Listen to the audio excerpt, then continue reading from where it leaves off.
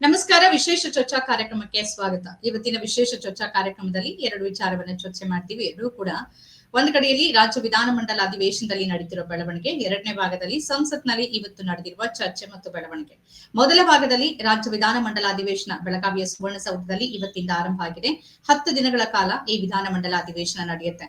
ಪ್ರತಿ ವರ್ಷ ಉತ್ತರ ಕರ್ನಾಟಕದ ಸಮಸ್ಯೆಗಳನ್ನ ಹೆಚ್ಚು ಪ್ರಾಮುಖ್ಯತೆ ಕೊಟ್ಟು ಚರ್ಚೆ ಮಾಡೋದಕ್ಕೆ ಅಂತಾನೆ ಒಂದು ಅಧಿವೇಶನವನ್ನ, ಬಹುತೇಕ ಚಳಿಗಾಲದ ಅಧಿವೇಶನವನ್ನ ಬೆಳಗಾವಿಯಲ್ಲೇ ನಡೆಸಲಾಗುತ್ತೆ. ಆದ್ರೆ ಇಲ್ಲಿ ನಿಜವಾಗಿಯೂ ಚರ್ಚೆ ಆಗ್ಬೇಕಾದಂತ ಅಂಶಗಳು ಚರ್ಚೆ ಆಗತ್ತಾ ಅಂತ ನೋಡಿದ್ರೆ ಇಲ್ಲಿ ತನಕ ನಿರಾಶಾದಾಯಕವಾದಂತ ಒಂದು ಪ್ರತಿಕ್ರಿಯೆನೆ ನಮ್ಗೆ ಸಿಕ್ಕಿರೋದು. ಯಾಕಂದ್ರೆ ಉತ್ತರ ಕರ್ನಾಟಕ ಭಾಗದಲ್ಲಿ ಇರುವ ಸಮಸ್ಯೆಗಳು 371J ಬಂದ ನಂತರವೂ ಅಲ್ಲಿ ಶಿಕ್ಷಣ, ಆರೋಗ್ಯ, ಮೂಲಭೂತ ಸೌಕರ್ಯಗಳು, ಉದ್ಯೋಗ, ಇನ್ನಿತರೆ ಅನೇಕ ಸಮಸ್ಯೆಗಳನ್ನ ಉತ್ತರ ಕರ್ನಾಟಕ ಭಾಗದ ಎಲ್ಲ ಜಿಲ್ಲೆಗಳು ಬಹುತೇಕವಾಗಿ ಅನುಭವಿಸುತ್ತಿದ್ದಾವೆ. ಆ ಭಾಗವನ್ನ ಪ್ರತಿನಿಧಿಸುವಂತ ಸಚಿವರು ಮತ್ತು ಶಾಸಕರು ಕೂಡ ಈ ಅಧಿವೇಶನದಲ್ಲಿ ಹೆಚ್ಚು ಗಮನ ಹರಿಸಿ ಚರ್ಚೆಯಲ್ಲಿ ಪಾಲ್ಗೊಳ್ಳೋದಿಲ್ಲ ಅನ್ನೋದು ನಮ್ಗಿರೋ ದುಃಖದಾಯಕವಾದಂತ ಅಂಶ. ಈ ಬಾರಿಯಾದ್ರೂ ಚರ್ಚೆ ಮಾಡ್ತಾರ ಅಂತ ನೋಡಿದ್ರೆ ಇವತ್ತು ಆರಂಭ ಆದ ಸಂದರ್ಭದಲ್ಲಿ ನಡೆದ ಬೆಳವಣಿಗೆಗಳು ಮತ್ತು ಚರ್ಚೆಗಳನ್ನ ಗಮನಿಸ್ತಾ ಇದ್ರೆ ಈ ಬಾರಿಯೂ ಆಡಳಿತ ಮತ್ತು ವಿಪಕ್ಷದ ನಡುವೆ ವಾಕ್ ಪ್ರಹಾರಕ್ಕೆ ಅಥವಾ ಹೋರಾಟಕ್ಕೆ, ಗುದ್ದಾಟಕ್ಕೆ ಮಾತ್ರ ಸಾಕ್ಷಿ ಆಗುತ್ತಾ ಅಧಿವೇಶನ. ಈ ಮುಖಾಂತರವಾಗಿ 10 ದಿನಗಳ ಅತ್ಯಂತ ಫಲಪ್ರದವಾಗಿ ಆಗ್ಬೇಕಾಗಿರೋ ಚರ್ಚೆಯನ್ನ ನೆನೆಗುದಿಗೆ ಬೀಳುವಂತೆ ಮಾಡ್ತಾರಾ ಅನ್ನೋ ಅನುಮಾನ ಕಾಡ್ತಾ ಇದೆ. ಪ್ರಮುಖವಾಗಿ ಇವತ್ತು ಅಗಲಿದ ಗಣ್ಯರಿಗೆ ನಮನವನ್ನ ಪ್ರಮುಖವಾಗಿ ಸಲ್ಲಿಸಲಾಯಿತು. ಅಧಿವೇಶನ ಆರಂಭ ಆಗ್ತಾ ಇದ್ದಂತೆ ಆ ನಂತರದಲ್ಲಿ ಅನ್ನಭಾಗ್ಯ ಅಕ್ಕಿ ಕಾಳಸಂತೆಯಲ್ಲಿ ಮಾರಾಟ ಮತ್ತು ಅಕ್ರಮಕ್ಕೆ ಸಂಬಂಧಪಟ್ಟಂತೆ 570 ಮಂದಿ ಬಂಧನ ಆಗಿರೋದ್ರ ಕುರಿತಂತೆ ಮುನಿಯಪ್ಪನವರು ಮತ್ತು ವಿಪಕ್ಷದ ನಡುವೆ ಸ್ವಲ್ಪ ಮಾತಿನ ಚಕಮಕಿ ನೋಡಿತ್ತು. ಹಾಗೇನೆ ಕೃಷ್ಣ ಮೃಗಗಳು 31 ಸತ್ತು ಹೋಗಿದ್ದಾವೆ ಅಂತ ಈಶ್ವರ್ ಖಂಡ್ರೆ ಅವರ ವಿರುದ್ಧ ಬಿಜೆಪಿ ಶಾಸಕ ಸಾಬಣ್ಣ ಅವರು ಆಕ್ರೋಶವನ್ನ ವ್ಯಕ್ತಪಡಿಸಿದ್ರು. ಈ ತರದ ಕೆಲವು ವಿಚಾರಗಳಿದೆ. ನಾಳೆ ಬಿಜೆಪಿ ರೈತರ ಕಷ್ಟಗಳಿಗೆ ಸ್ಪಂದಿಸ್ತಿಲ್ಲ ಸರ್ಕಾರ ಅಂತ ಸುಮಾರು 20,000 ರೈತರನ್ನ ತೆಗೆದುಕೊಂಡು ಸುಮಾರು 7 ಕಿಲೋಮೀಟರ್ ಜಾಥಾವನ್ನ ನಡೆಸಿ ನಂತರ ಸುವರ್ಣಸೌಧಕ್ಕೆ ಮುತ್ತಿಗೆ ಹಾಕೋ ಪ್ರಯತ್ನವನ್ನ ಮಾಡ್ತಾ ಇದೆ. ನಾವಿಲ್ಲಿ ಗಮನಿಸಬೇಕು, ಹೋರಾಟಗಳು ವಿಪಕ್ಷ ಮತ್ತು ಸರ್ಕಾರದ ಗಮನ ಸೆಳೆಯೋದು, ಇವೆಲ್ಲ ಆಡಳಿತಕ್ಕೆ ಚುರುಕು ಮುಟ್ಸೋದು, ಇವೆಲ್ಲ ಮಾಡಬೇಕು. ಆದ್ರೆ ನಿಜವಾಗಿಯೂ ಇಲ್ಲಿ ಆಗ್ಬೇಕಾಗಿರೋದೇನು ಅಂತ ನೋಡಿದ್ರೆ ಉತ್ತರ ಕರ್ನಾಟಕದಲ್ಲಿರುವ ನೂರಾರು ಸಮಸ್ಯೆಗಳಿಗೆ ಧ್ವನಿ ಆಗ್ಬೇಕು. ಮೊದಲು ಇದಾಗ್ಬೇಕು. ಉಳಿದ ವಿಚಾರಗಳನ್ನ ಮುಂದಿನ ಅಧಿವೇಶನದಲ್ಲಿ ಅಥವಾ ಬಿಜೆಪಿ ಬೇರೆ ಪ್ರತಿಭಟನೆ ರೂಪದಲ್ಲಿ ಅಥವಾ ಜೆಡಿಎಸ್ ಮಾಡಬಹುದು. ಆದ್ರೆ ಈ ಭಾಗದ ಸಮಸ್ಯೆ ಸದನದ ಒಳಗೆ ಚರ್ಚೆ ಮಾಡಿ ಅಲ್ಲಿ ಸಚಿವರನ್ನ ಉತ್ತರದಾಯಿತ್ವಗಳನ್ನಾಗಿ ಮಾಡಿದ್ರೆ ಸಮಸ್ಯೆಗೆ ಪರಿಹಾರ ಸಿಗತ್ತೆ. ಆದ್ರೆ ಅದರ ಬಗ್ಗೆ ಚರ್ಚೆ ಮಾಡುವಂತ ಒಂದು ಆಸಕ್ತಿನೇ ಶಾಸಕರುಗಳಿಗೆ, ಸಚಿವರುಗಳಿಗೆ ಅಥವಾ ವಿಪಕ್ಷದ ನಾಯಕರುಗಳಿಗೆ ಇದ್ದಂತೆ ಕಾಣಿಸ್ತಾ ಇಲ್ಲ. ಈ ಬಗ್ಗೆ ನಾವಿವತ್ತು ಚರ್ಚೆ ಮಾಡ್ತಾ ಇದ್ವಿ. ನಮ್ಮ ಜೊತೆಗೆ ಇಬ್ಬರು ಅತಿಥಿಗಳು ಭಾಗಿಯಾಗ್ತಾರೆ. ಮೊದಲಾಗಿ ಹಿರಿಯ ಪತ್ರಕರ್ತರು ಮತ್ತು ರಾಜಕೀಯ ವಿಶ್ಲೇಷಕರು ಹೊನ್ನಾಳಿ ಚಂದ್ರಶೇಖರ್ ಅವರಿದ್ದಾರೆ. ಇನ್ನೋರ್ವ ಹಿರಿಯ ಪತ್ರಕರ್ತರು ಮತ್ತು ರಾಜಕೀಯ ವಿಶ್ಲೇಷಕರು ಆಗಿರುವ ಹೊನಕೆರೆ ನಂಜುಂಡೇಗೌಡರು ಕೂಡ ಇದ್ದಾರೆ. ಇಬ್ಬರಿಗೂ ಕಾರ್ಯಕ್ರಮಕ್ಕೆ ಸ್ವಾಗತ. ನಮಸ್ಕಾರ.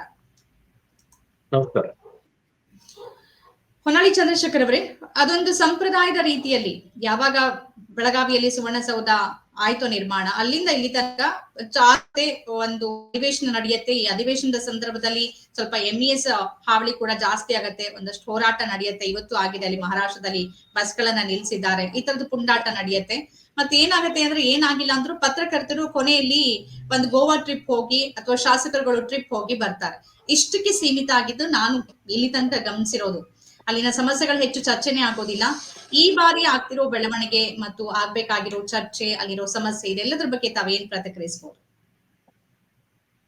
ಮೊದಲನೇದಾಗಿ ನಿಮ್ಗೆ ಮತ್ತೆ ನಂಜುಂಡೇಗೌಡರಿಗೆ ನಮಸ್ಕಾರ. ಏನಂದ್ರೆ ಅಲ್ಲಿ ಬೆಳಗಾವಿಯಲ್ಲಿ ಅಧಿವೇಶನ ಶುರುವಾಯ್ತು ಅಂದ್ರೆ ಉತ್ತರ ಕರ್ನಾಟಕದ ಬಗ್ಗೆ ಚರ್ಚೆ ನಡೆಯುತ್ತೆ ಅಂತ ಎಲ್ಲರ ನಿರೀಕ್ಷೆ ಇರುತ್ತೆ.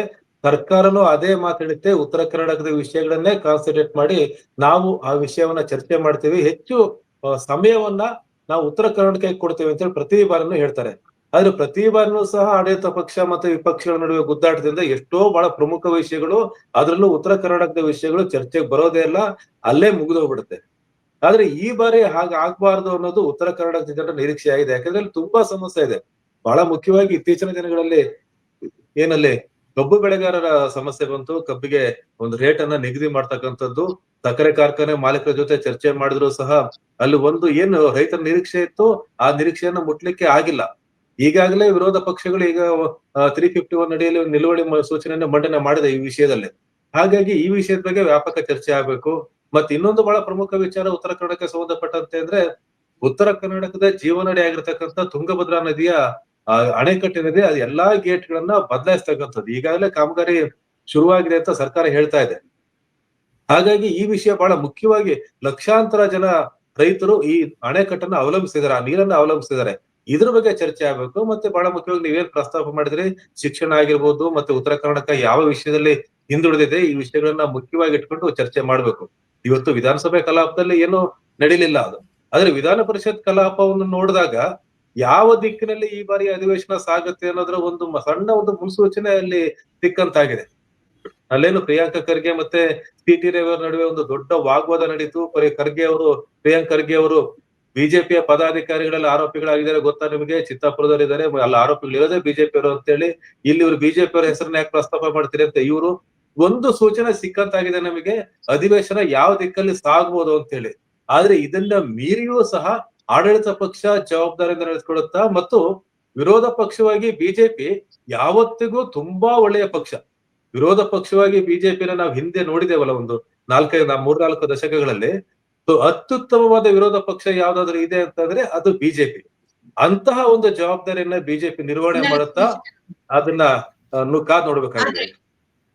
ಆದ್ರೆ ಹೌದು, ಅತ್ಯುತ್ತಮ ವಿರೋಧ ಪಕ್ಷ ಕಾಂಗ್ರೆಸ್ ಆಡಳಿತ ಪಕ್ಷ ಇದು ಇದ್ದಿದ್ದು ಎಲ್ರಿಗೂ ಅಂದ್ಕೊಂಡಿದ್ದು. ಆದ್ರೆ ಈ 2 ವರ್ಷಗಳಲ್ಲಿ ನಾವು ನೋಡಿದ್ರೆ ಬಿಜೆಪಿಯಲ್ಲಿ ನಾನ್ ನೋಡ್ದಂಗೆ ಚಳಿಗಾಲದ ಅಧಿವೇಶನ ಬೆಳಗಾವಿಯಲ್ಲಿ ನಡೆದ ಹೊತ್ತಿಗೆ ಮೊದಲ ಅಧಿವೇಶನದಲ್ಲಂತೂ ಯತ್ನಾಳ್ ವಿಜಯೇಂದ್ರ ಜಟಾಪಟಿನೇ ಜೋರಾಗಿತ್ತು. ಅಲ್ಲಿ ಆಡಳಿತ ಪಕ್ಷದ ಮಸೂದೆ ಮಂಡನೆ ಆದ್ರೆ ಹೆಬ್ಬಾರ್ ಅವರು ಮತ್ತು ಎಸ್ ಟಿ ಸೋಮಶೇಖರ್ ಬಂದಿದ್ರು, ಇವ್ರು ಸಭಾತ್ಯಾಗ ಮಾಡಿ ಹೋಗ್ತಿದ್ರು. ಕಳೆದ ಸಂದರ್ಭದಲ್ಲೂ ಅದೇ ಆಯ್ತು. ಅಂದ್ರೆ ಬಿಜೆಪಿ ಒಳಗಿನ ಗುದ್ದಾಟ ಆಡಳಿತ ಪಕ್ಷವನ್ನ ಒಂದು ಸರಿಯಾದ ಉತ್ತರದಾಯಿತ್ವ ಸ್ಥಾನಕ್ಕೆ ತಂದು ನಿಲ್ಸೋಕೆ ಸಾಧ್ಯ ಆಗಿಲ್ಲ 2 ವರ್ಷನೂ. ಹಾಗಾಗಿ ಅದು ಅತ್ಯುತ್ತಮ ವಿಪಕ್ಷ ಅನ್ನೋದು ಕೂಡ ಈಗ ಸ್ವಲ್ಪ ಪ್ರಶ್ನಾರ್ಹ ಅಂತ ಅನ್ಸುತ್ತೆ. ಹೌದು, ನಿಜವಾಗ್ಲು ಯಡಿಯೂರಪ್ಪನವರ ನಂತರ ಅತ್ಯುತ್ತಮ ವಿರೋಧ ಪಕ್ಷ ಅನ್ನುವಂತ ಸ್ಥಾನ ಅದೇನಿದೆ ವಿರೋಧ ಪಕ್ಷಕ್ಕೆ, ಬಿಜೆಪಿಗೆ ಒಂದು ಹೆಸರಿದೆ.